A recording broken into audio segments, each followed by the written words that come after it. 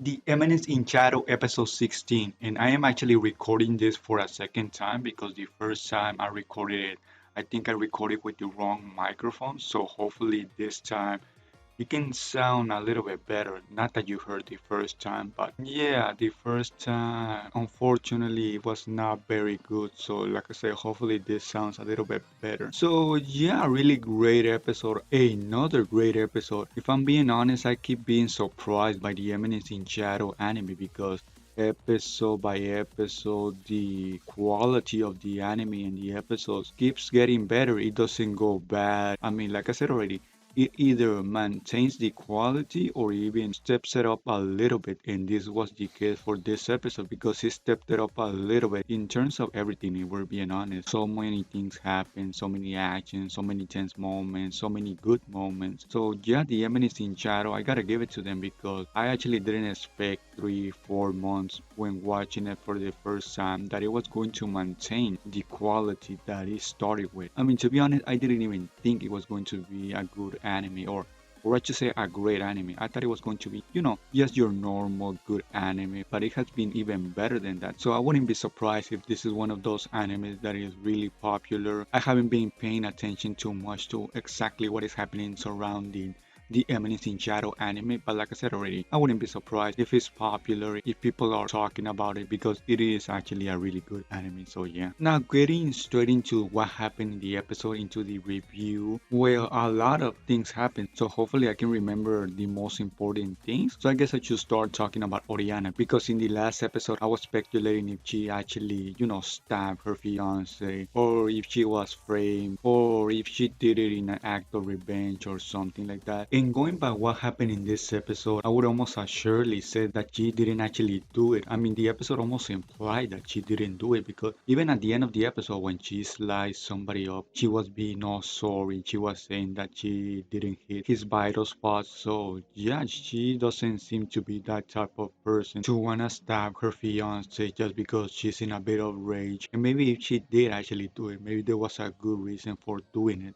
Or she just got framed. It would seem that she got just framed because going by the fiance, he seems really shady. We see him talking to Iris in the middle of the episode, and like I said already, he seemed really shady, a bad person. He seemed to had his, I don't know what he was, his father, the king, whatever he was, hypnotized in a trance state. So yeah, he seems to be a really shady person. Not to mention that he was fine. It was even mentioned by Iris that he was fine, that he didn't look like he was stabbed. So yeah, there is definitely something going on there. Maybe that was the reason in the last episode why Oriana told Sid if he was going to trust her. Maybe because she almost knew that she was going to get framed for something she didn't do. So maybe that was because of it. Who knows, to be honest, but she doesn't seem to be the culprit. I can say that at the very least. So yeah. And yeah, we can see her running to the sewage tunnel, to the sewage system. We see that she's actually hurting in her chest. I also mentioned in, I think it was in the last episode review, that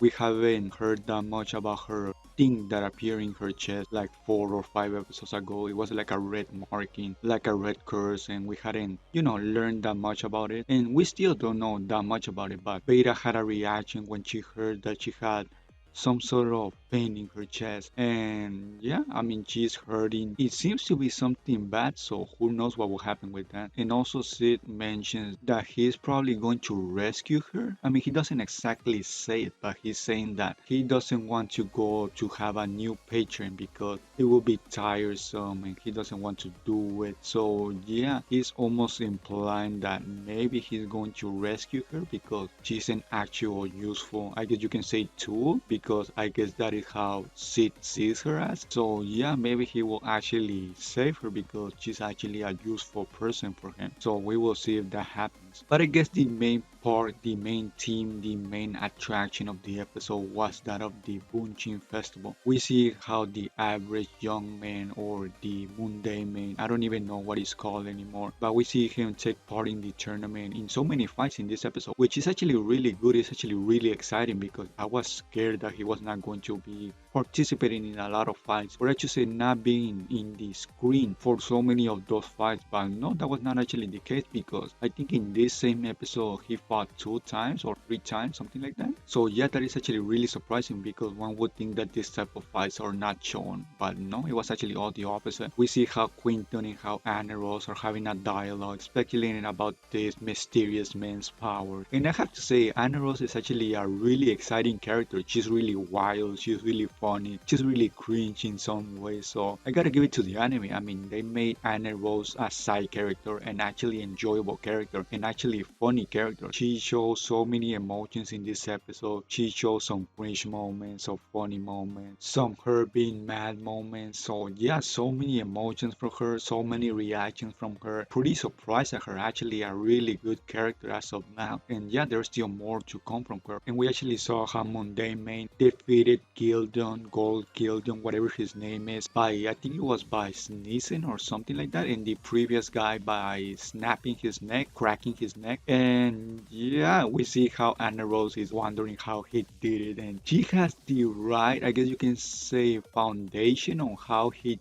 did it, but the way she interprets those things, those actions, is in the wrong way, because we see her practicing the neck crack and also the sneezing, and we see how when she confronts Average Youngman, Mundane Man, she's being kind of cringe, but in a funny way, because that's actually really funny, and we see how even Sid is not aware of why she's doing that. So yeah, she's actually really funny. She's doing the right assessment of what Mundane Man did, but not executing them in the right way. So yeah, actually really funny, to be honest. And yeah, that upcoming fight is going to be really exciting. Hopefully the anime actually shows it. I'm always scared with the Eminence in Shadow anime because it always does a 180 of what you're thinking. So hopefully it can actually show the fight, or at the very least a couple of minutes of it, because I think that is the most anticipated fight, or one of the most anticipated fights, because probably the most anticipated fight is that of Iris fighting Sid or Mundane Man. I think that is the most hyped, the most anticipated fight, but also the one with Annerose, I think that is also a fair and pretty exciting fight. So yeah, I really hope we get to see those fights, especially the one with Iris. I mean, I would accept if it skips the fight with Annerose, if it shows the fight with Iris, because that ought to be a really exciting fight. I mean, to be honest, I want to see both fights. I don't want to see them skip neither fight. So yeah, although who knows, because Iris has so much in her hands right now, so maybe she's not going to have the time to fight in the Bushin Festival. Maybe something will come up, or maybe she will be too busy. Who knows, to be honest. I mean, I can see that happening perfectly. At the very least, I think that the fight with Annerose will actually happen. So yeah, we also got introduced to Beatrix, this elf that is apparently a relative to Alpha. I don't know exactly how she's related to her, but she seems to be related to her by blood, I would assume. She mentions that Alpha reminds her of her sister, so maybe she's her aunt or something like that. Maybe Alpha is her sister's daughter. I don't think that was mentioned. I think the only thing that was mentioned is that she reminds her of her sister. I don't know. I mean, she could be her aunt. She could be even her older sister or something like that. At the very least, she seems to be related because she is really similar to Alpha. So yeah, there is definitely something happening there. Yeah, that is going to be really exciting to see what happens with that in the future. Maybe there's going to be a family reunion, or maybe Alpha is not going to think too much of her. Maybe something bad will happen. I mean, who knows? So many theories I can make from this. But yeah, I guess we all have to wait and see. And like I was saying at the beginning, her fiance, Oriana's fiance, seems to be really shady, seems to be really like a bad person. I mean, he doesn't seem to be in a bad way, you know, because he just got supposedly stabbed and he's just there standing normally. He mentioned something about the Bushin Festival. I don't know if he was referring to he wants to participate in the Bushin Festival, or that Oriana is going to be taken off it. It is just mentioned that the Bushin Festival, something is going to happen to it regarding him. I don't know if it was meant because he's going to participate, or like I said already, because maybe Oriana is going to be taken off it. It was also mentioned by the crowd of the Bushin Festival that Iris is also the favorite to take the winner spot, the first spot again. That tells me that Annerose, although really strong, is not as strong as Iris. That is why I really want to see the fight between Iris and Average Youngman, Mundane Man, because I want to see Iris actually fight a really strong person. Of course, I don't think Iris is going to defeat Mundane Man unless Mundane Man throws the fight, but if he doesn't throw the fight, of course she's not going to defeat him. So yeah, but yeah, I think I said pretty much everything important that happened in the episode. Hopefully I remember everything and I didn't skip anything important. And like I said at the beginning, I hope the anime can continue this trend of the episodes episodes being really good. The anime has been really stable, has been really great, not even good, has been really great. I gotta give props to the animator, to the mangaka, to the studio for making a very stable and great anime. So yeah, only I think it's 4 episodes left because I think there is a total of 20 episodes. So yeah, a little bit more to go. So I hope they can continue the episodes being great. I hope the anime can end in a big way. But yeah, that was my episode review, and I guess I'll see you all in the next episode review.